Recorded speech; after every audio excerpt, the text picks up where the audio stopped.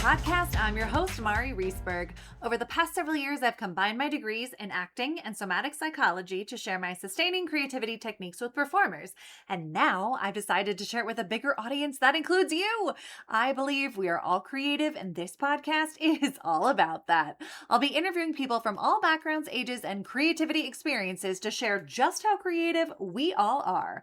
Today, I'll be chatting with Lisa Parda, real estate broker, radio host, and published author. Please enjoy Lisa Parda.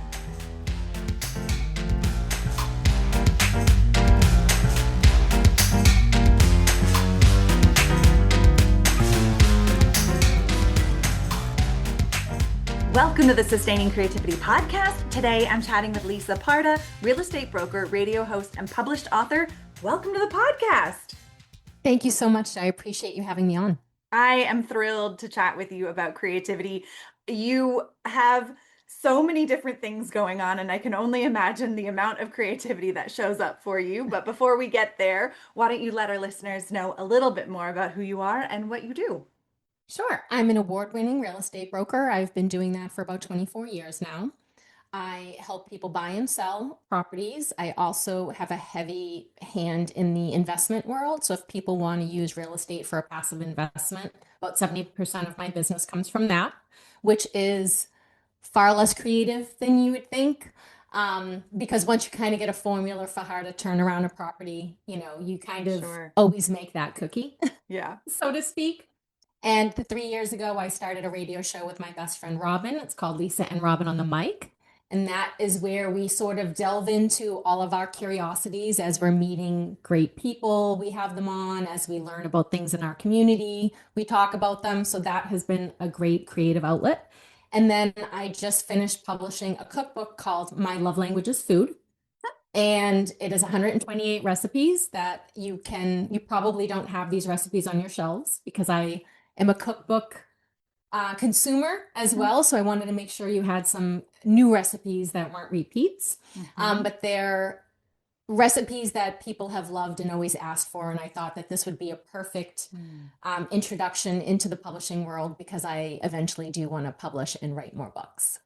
That is wonderful. I love all of the different avenues that you have your hands in, and it sounds like successfully have your hands in and navigating all of that. Well, for the world of creativity, what does it mean to you to be creative? So I think how we live our lives is an extension of our creativity. So I am someone who doesn't like to be, completely wear the label. I don't want to be put in a box. I do believe we can express ourselves creatively through what we wear, how our houses are organized or decorated, what artwork we choose for them, what books we're curating to read, what we're looking at on social media. Like all of that curation is sort of artfully and creatively how we are living our lives. And when I first got into real estate, I was amazed at how people would love one home, which was the same exact floor plan as another, just because it had a few more plants and a couple of pieces of artwork somewhere. And people would, argue with me that it was different square footage or something like that. So when I first got into real estate, I really understood how something was presented, how artfully it was presented, really changed people's receptivity to something, how valuable something was seen. So I really delved into feng shui and interior design and all of that fun stuff and married it with an economical approach, since we did everything, so many of my clients did it through the lens of trying to make money with a property. But I did feel like once I kind of dialed that in, I wasn't expressing myself as creatively as I wanted to, because we were sort of doing the same thing over and over again. So that's really when I started to try to put my feet, in different waters. But I always try to dress or, the way I conduct myself, I always try to do it a little creatively. Nice. I really appreciate just talking about once you have maybe a foundation for something and it is repeatable, how do you keep the creativity fresh or alive, even if it's something that you've done before? So what are those pieces for you? you said, how you dress, how you get to show up.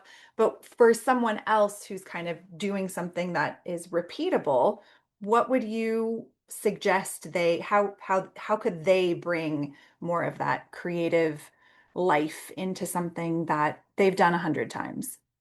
Yeah, so I think I'm a big reader. So I Mhm. always go to books as Mm, my main method of like reading something new or reading how someone else does it, even if it's cooking. If mhm, you cook the same things all the time, try to learn French cooking, try to learn mhm. Thai cooking, try to learn Asian cooking or Chinese cooking or something where you're infusing different flavors. I mean, it's all meat, it's all protein, starch, vegetable. It can feel, and I know, so many people think like, what am I going to make for dinner again? I make the same 10 things. I definitely get that. And that's why I wanted the cookbook to be the antidote to that. But we Mhm. talk about on the radio all the time, like, what are you making? And it's, what are you in the mood for? Right. And you kind of draw out, sort of pull out these questions. And I think the key to any creativity is asking better questions and Mhm. exploring different answers. I Mhm. think as humans, we want to know, we want certainty, but life is so uncertain Yeah. and it's a terrifying place to live. But if you use it more as exploration and curiosity, it's less terrifying to acknowledge the uncertainty. Mhm. And so I think, the same thing with the repeatable for the real estate, everyone would say, okay, we're going to do gray this and gray that. I'm like, can we do gray? Can we do blue? Like, what goes well with gray? Can we, Mm. just because I was sick of doing the same projects over and over again. And so many of my clients just trust me at this point. So, Mhm. like, well, whatever she says, do pick the paint colors. I just Sure. helped someone with a commercial project and they said, there's so many decisions. I said, can I make them? And they said yes. And so I said, okay, are we doing modern? Are we doing minimalist? Like I just gave them three things to choose from Mhm. when they picked what style. I gave them three things to choose from. But, for me, it was a whole new project. Right. Right. Yeah. So, and I was trying to do it from a mid-century modern reenactment of this brick build. Like I was trying to, like, what does this building want to look like now? What are the rugs they Yeah. want?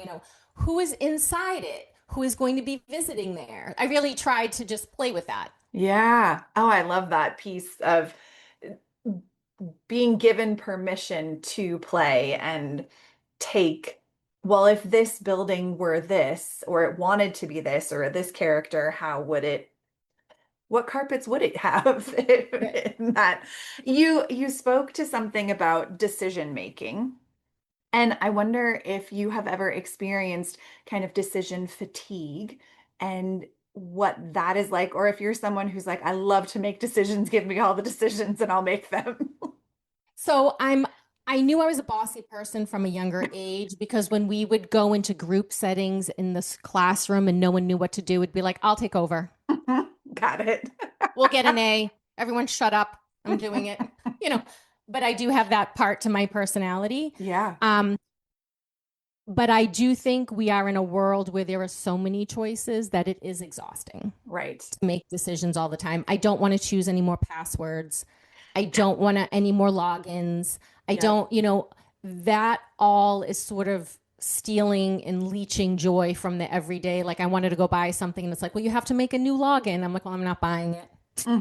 Right. I can't just check out as a guest. I want to participate. Hmm. So I do think we're all there. There are so many choices, but so many of them stink. Yeah, So yeah, so I think we all are in decision fatigue. I think yeah. there's too many choices, but so many of the choices aren't really choices anyways. Mm. So, there might be 100 new sweaters, but 50% of them are going to be horrible quality. Another 25% of them are going to be poorly made and cheap. So now you've got 25%. Now you've got to Right. pick some color. Like I really do believe we need to actually have the decision making skill to ignore everything that doesn't pertain Mm. and really just kind of pull it back down. Because if the reason why that person got so decision fatigued when he was picking lighting fixtures was because he got a book this thick from the lighting store. Ooh, yeah. right? But 90% of those are not going to go in a brick building from 1900 or 1828 or, what, Right. we're going to kind of be like, okay, so we can remove all of this, and kind of get into here. And then from here, what do we like? And then sort of, and I Yeah. think I'm really good at parsing out noise because a lot of Mm. it is just noise. Yeah. For people who may not be good at parsing out noise, what are the ways that, I mean, it sounds like you have some very clear visions and some very clear, like with a particular building that was built before 1900, you're not going to put a very modern, or maybe you are if that's the aesthetic, but um, you know, figuring those pieces out for people like say with cooking. Yes. Since you just wrote a cookbook, what is when people are like, I just don't know what to make it, and you go to Pinterest or Google and you're looking up and trying to put in pieces of a recipe or items to make something cohesive, what are the ways that you kind of weed out the noise for that? So for me, I'm not someone who goes to the internet for recipes. Hmm. I like tested, that's why I have a ton of cookbooks. Yeah. I want to know that someone just didn't copy this from someone else's page and change two things that I don't know if they really work. So I'm one of those people. So I often look through the pictures of a cookbook and Hmm. find out like what I'm in the mood for, or I go into my refrigerator and see what I already have. Mm. So it's like their stir fries are a great one where no matter what kind of vegetable you put in there, you can make something out of it. Yeah. Salads, you can do that. Hmm. So I think it's looking for, what do I want to do? Do I want to use up what I have in my fridge for economical purposes, or something's going bad? I have to use the cauliflower today. Hmm. And then kind of go into, you can do cauliflower with pasta. You can do cauliflower with breakfast. I'm a big Mm. component. Like, I believe breakfast for dinner is a huge component in my life. When I Hmm. can't think of anything, it's just breakfast food. But I can Okay. make frittatas with anything in them. I Hmm. can make a quiche with anything in it. Yeah. So I think that's what allows me to continue it. But I mean, there's some days where I'm just not in the mood for anything either. Hmm. I know those days well. But I do think one of the reasons why, when I was choosing the recipes consciously in my book, I wanted it to be ones that you picked my book because everything else sort of, you had done everything that you were going to use in those ones. You had cooked those, and Mm. now you were looking for something slightly different. Hmm. Like, when I buy an ingredient, I try to use it up. So, Mm. I have pork katsu sauce, which I had to use mirin. Well, I tried mirin in a noodle salad, and I like it so much Mm. better than soy sauce. So it's a Hmm. slightly different flavor. It's sweeter. It uses up the ingredients that I have. So, Right. and I think that's why people see something on Google, they buy all these ingredients, then they throw all these ingredients away, and then they're disillusioned from cooking again. Hmm. And I think, if you know that when you're buying certain things, buying fruits, raspberries go first, Right. blueberries and blackberries go last, strawberries will go next. So once you get into the rhythm, like, I have to make this today or tomorrow. We only can eat avocados when they decide they're ready. You're not Hmm. deciding when you're Right. Right. it Sure. decides. Absolutely. I mean, this idea of using up what you have, or kind of that zero waste almost idea, in terms is does that transfer into other areas of your life, or is that just kind of in the kitchen? No, that I'm always conscious of it. So when we Hmm. renovate buildings, and when I go with clients to buy their home, for example, Hmm. just because the kitchen isn't from 2026, people think we throw away a kitchen, and it's like, these are beautiful, solid Right. mahogany cabinets. Maybe Right. change like, there's a lot of waste in our lives. Hmm. There's a lot of disposable as Yeah. a culture. Right. And I am I look to repurpose artwork in different rooms of my house. I will move furniture around to different rooms of my house because it does get stale and boring. Mm-hmm. And I Mm-hmm. try to choose like major players of like a couch that's never going to go out of style. And if I need to change something, I can change pillows or Mm. I can change the drapes for a season or something. Mm-hmm. But I Mm-hmm. try it just because of the industry I'm in on now across actually a couple where I'm in real estate and also now in this food world. It's like, yeah, we're spending a lot of money on these things. How do we really get the most value out of them? Mm-hmm. Yeah, that I I kind of am equating this to creativity of like an artist who's using up paint or material to make something that they weren't expecting to, but maybe it works in some way, and how to allow that creative voice to come through to use up what you have versus the newest, the flashiest, buying new things, which sometimes that's what we do, and it doesn't have to be all the time. So I'm really appreciating just this kind of connection to how it's not even repurposing, it's just utilizing in a new way. Yeah, so for artists, I think of like old jewelry that people don't want Mm, anymore, or right. I'm selling a woman's house. She's lived there 41 years. Wow. She's raised her family there, Yeah. and she's going around like nobody wants this, nobody wants this, nobody wants this, and so you feel like you're throwing your life away, Right. for her at the end of the day. But I think of an artist. Imagine getting all of that jewelry and just breaking it apart and Mm-hmm. laying it into something that you're working on, Mm-hmm. or putting it into making something buttons on the top of a shirt. I mean, there's Yeah. some people are really, really creative. They're constantly making something from nothing. But Sure. the rest of us need a starting point. Right. Yeah. We And need a that's leaping off. yes, absolutely. To have that. As in your life growing up, has this always been kind of Mm-mm, no? mm. No. Okay. What's your earliest memory of creativity? Okay, so my mother was okay, we've made a nice room now. No one's sitting in it. It's been Oh, vacuumed. Get outside. got it. Okay. And this stuff is expensive. We bought it and it's going to stay here until we give it to somebody else. Mm-hmm. And my grandmother was from World War II.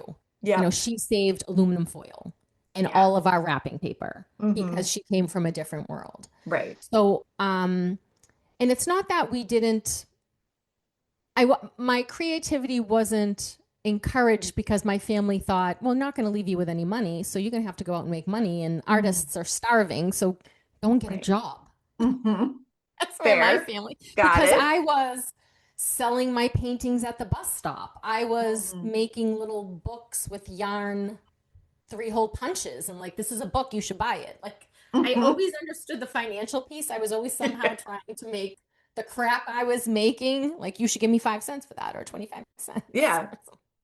It had a But value. That was the yes, I was trying to add value somewhere, but it wasn't encouraged, and I understand why Mm. it wasn't. But I Yeah. think because it was almost that effort of trying to strangle it out, it wanted to Mm. be freed, and now it holds no, like, there's no bar on this, Mm-hmm. you know, Yeah. but I understand exactly where they came from. Mm-hmm.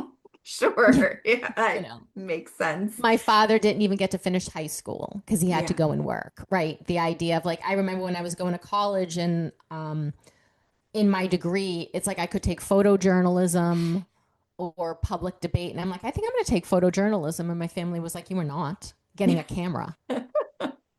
You're just going to run off taking pictures somewhere. We don't trust you. Yeah. Oh, you're not trusting your creativity. You can't be Yeah. trusted with it. You're going to take that public debate one. You'll be arguing with people later, But like, that's how much my family was like, no. Yeah. I'm like, but it is a class for my degree. And they're like, no, no. So interesting.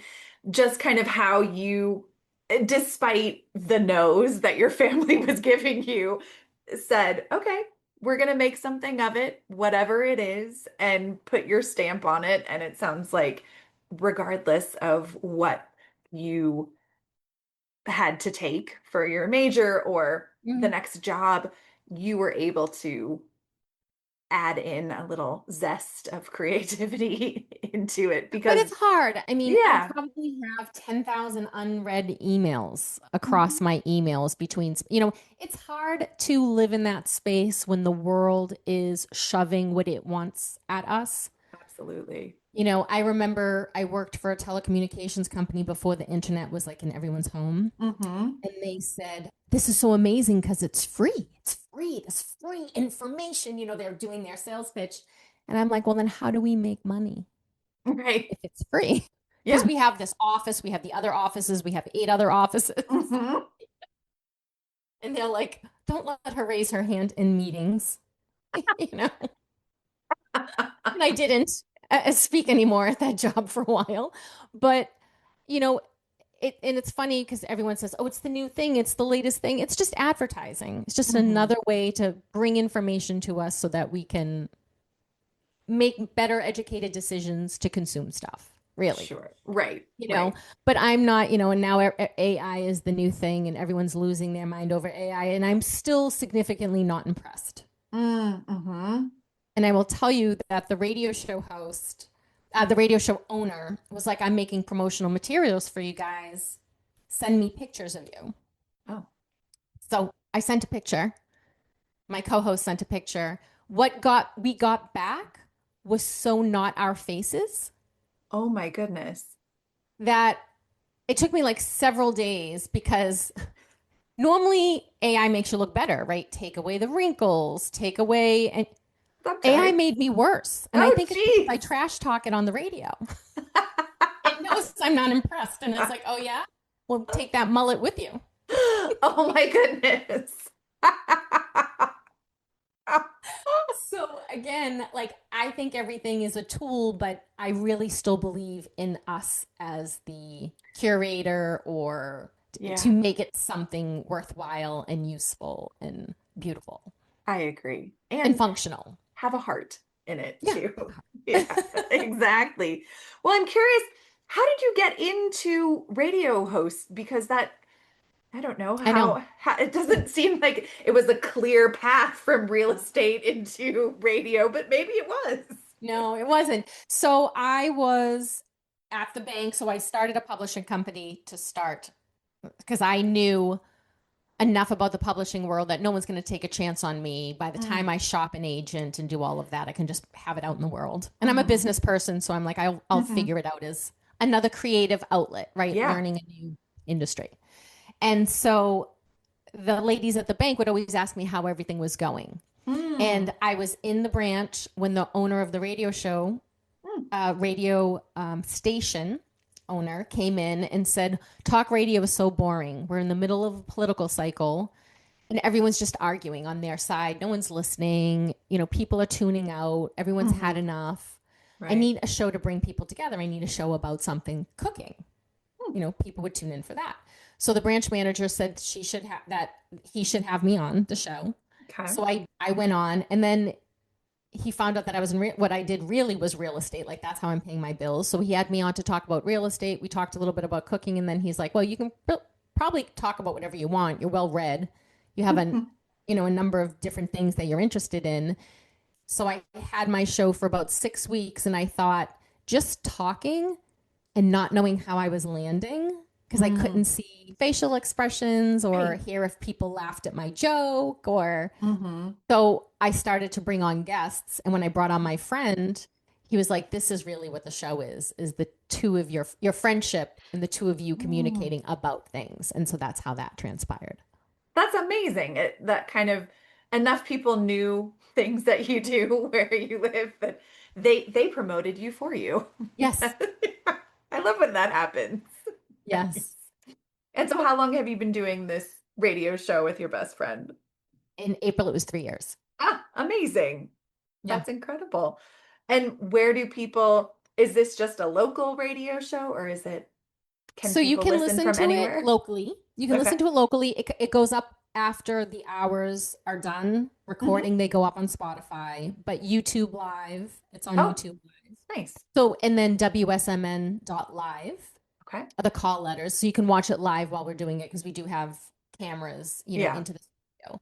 So from that angle, it's been a lot of fun. It's not scripted. Mhm. We will, have our 10 things to talk about. Sometimes we talk about one, sometimes we talk about 10, sometimes we talk about none. Yeah. Sure. When you have two friends together, Absolutely. Absolutely. But our intention is to make it inclusive, to make it fun, and to promote more community, more positive things that happen within the community. I think we have enough, like even I have a Bookstagram page where I say what books I like to read. And I never talk about a book I don't like. Like this person doesn't need my shade. Yeah. I didn't like that book, or I didn't like they don't. They put something out into the world. It may not be my cup of tea, but I don't need to trash talk it. Sure. So I am trying to, it's also gone with, I'm trying not to complain as a person as much, which feels impossible. Oh man, trying my best. That's a tough one. And I would be so curious, like the little researcher in me is like, how has your life changed by not complaining? I talk a lot less. Oh. So despite the fact that I have a radio show and I'm gabbing for 2 hours straight and doing these podcasts, in general, it's like, well, if I have nothing to say that isn't a complaint, then I don't have to say it at all. It's like, wow, I'm actually speaking much less. Yeah. But it doesn't mean I don't have my days where I'm not losing my mind. Sure. But I realize that when I complain, then it gives other people permission to complain, and then we're all just complaining. Right. And then I usually leave feeling a little worse than I started. Yeah. So if we are complaining, I hope it's with the goal to provide a solution to fix something. Okay. Or I think there is usefulness in it. Sure. If it's really concentrated and purposeful. But just the flapping every minute of every day about how everything's not going correctly. I mean, we could all do it. Oh, yes. At all times. Right. So I've been trying, that's been a huge thing for me. Yeah. Over the last few years. That sounds like kind of just like a mindfulness practice almost. It is. And then it makes me, well, if I have to talk about something interesting, I have to have better questions to ask people that aren't a complaint eliciting question. Unless it does elicit a complaint legitimately, like how's business going, or what, I mean, we all need to talk about real things. I'm not opposed to that.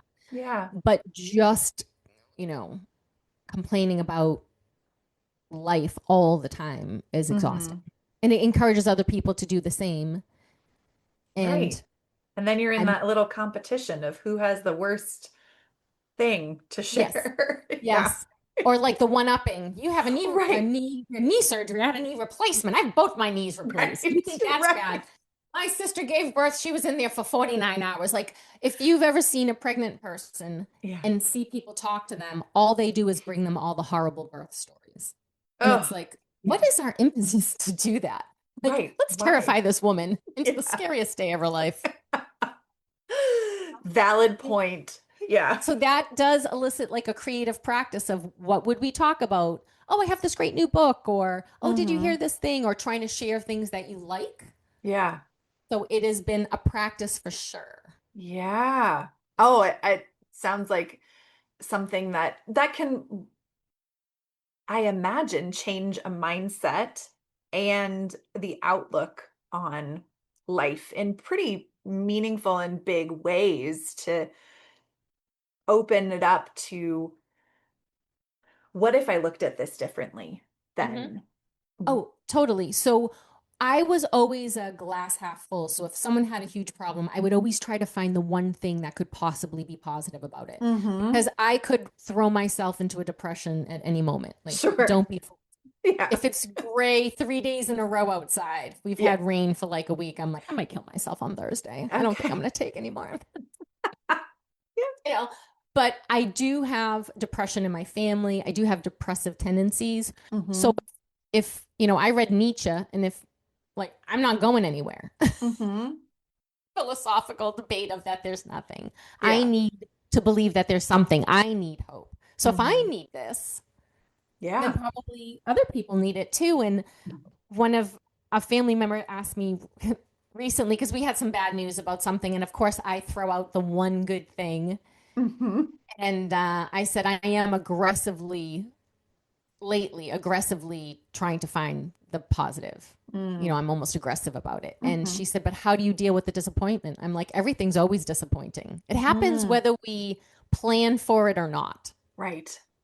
So is there really a need to just expect it and be ready for it so we can complain about it? Or can we just find the one thing not to complain about in it? Right. Make some meaning, find some meaning in the hard.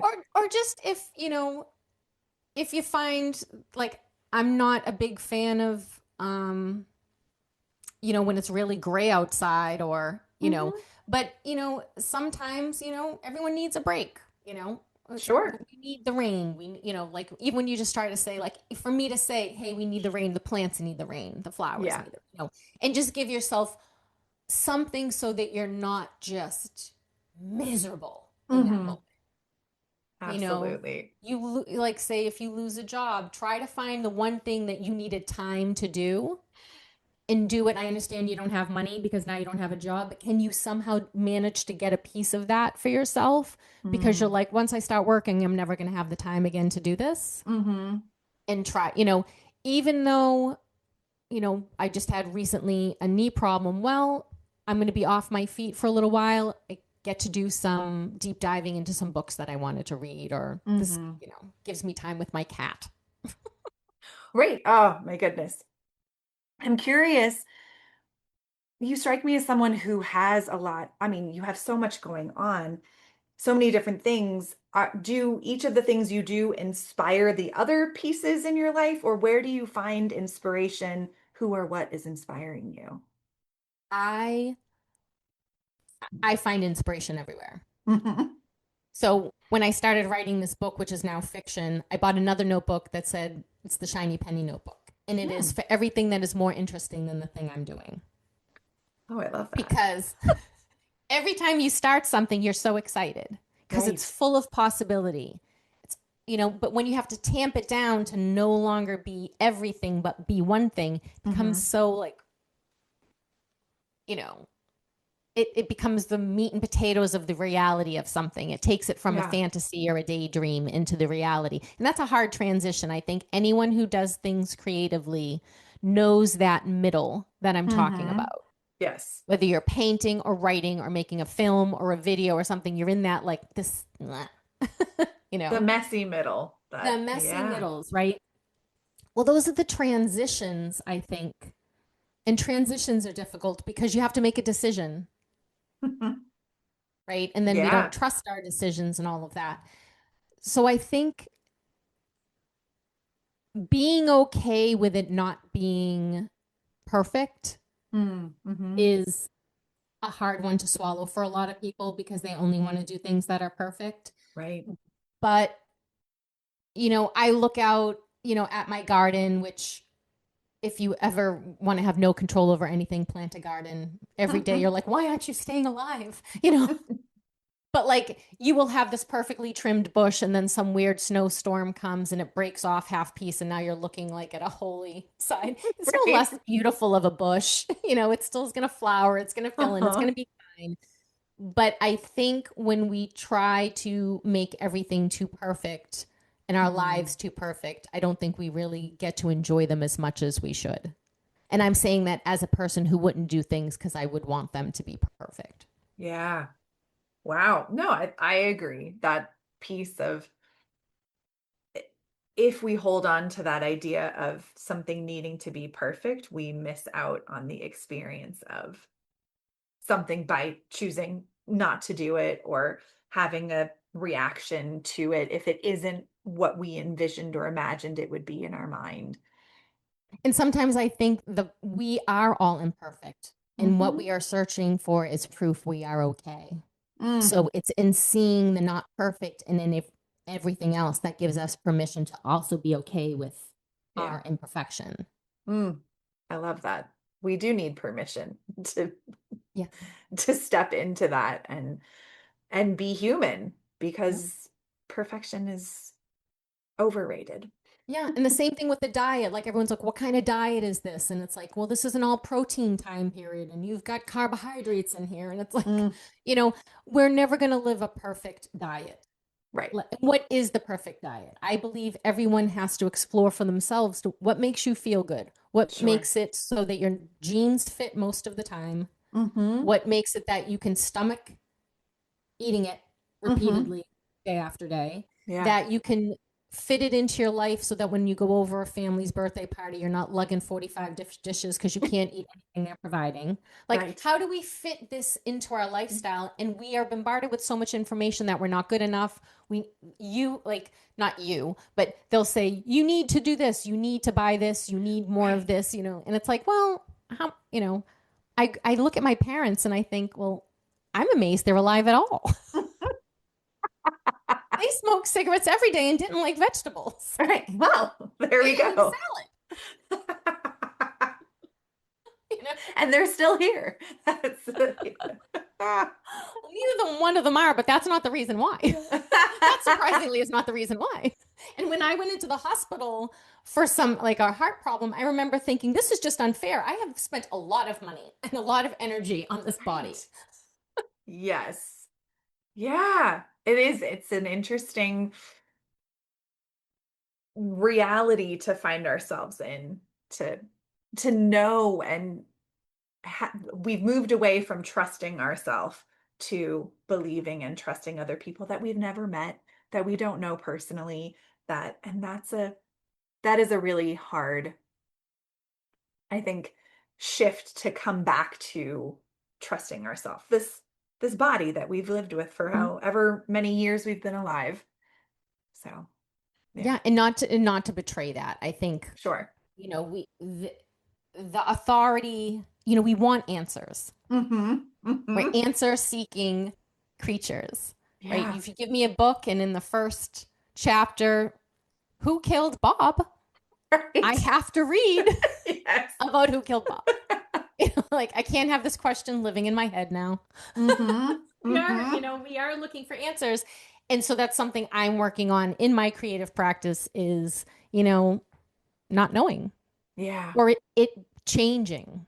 Right. And Permission tolerating. to change. Yeah, and tolerating change, which is really hard for so many Especially of us. as you get older. Mm-hmm. Because you're like, I don't want things to move as fast because I don't want to have to relearn how to use my phone because it comes out with different software. And I'm like, okay. Right. There's so much to that, and wanting to spend the latter half of my year really exploring creatively what life looks like, Mm-hmm. And that's something. So I appreciate, podcasts like yours and your dedication to trying to bring this out to the forefront because we consume so much. It's hard to create against that. Absolutely. And to really acknowledge that creating, we can do it every day. We're creating the day that we're participating in. How we choose to do that, we have so much control, even though there is so much unknown. Mm-hmm. Yes, because we can at least control ourselves. Like Exactly. We can control the conversations we have. Yes. We can control the energy we bring to a space. Right. Like we can control the intention, what we Yeah. put in our bodies, what we wear in our bodies, Yeah. who we spend time with. If you don't like someone on Instagram that's always making you feel bad about their better butt videos, block them. Yeah. Unfollow them. It's okay. Unfollow them, and the algorithm will keep giving them to you. Say not interested, not interested, not interested. Right. I love it. Well, this has been such a treat getting to chat with you. I have one last question. Mm-hmm. What does it feel like in your body to be creative? Free. Mm. No constraints. Yeah. It feels very freeing. I love it. Well, Lisa, thank you so much for taking the time to join me. If people want to learn more about the work you have, your cookbook, your radio show, how could they go about doing that? Okay, so for the cookbook, you can find my love languages in food at any bookstore. You can also find it at Amazon. And I have a website called starsatnightpublishing.com that will bring you to basically a one page with a QR code. And then Lisa and Robyn on the mic. Robyn's name is Robyn on the mic, MIC. So you can find us on Spotify, YouTube. We're going to be doing some cooking lives where we cook live and you're invited to cook with us and more of like a conversational. So we're trying some different things this year. We're taking Lisa and Robyn out of the studio and doing some more real life things. So you'll be able to catch up with us there as well. I will put all those links in show notes so people have easy access. And thank you again so much for taking the time to join me. I have thoroughly enjoyed our conversation. Thank you. I have too. It was a long time coming. Thank you so much.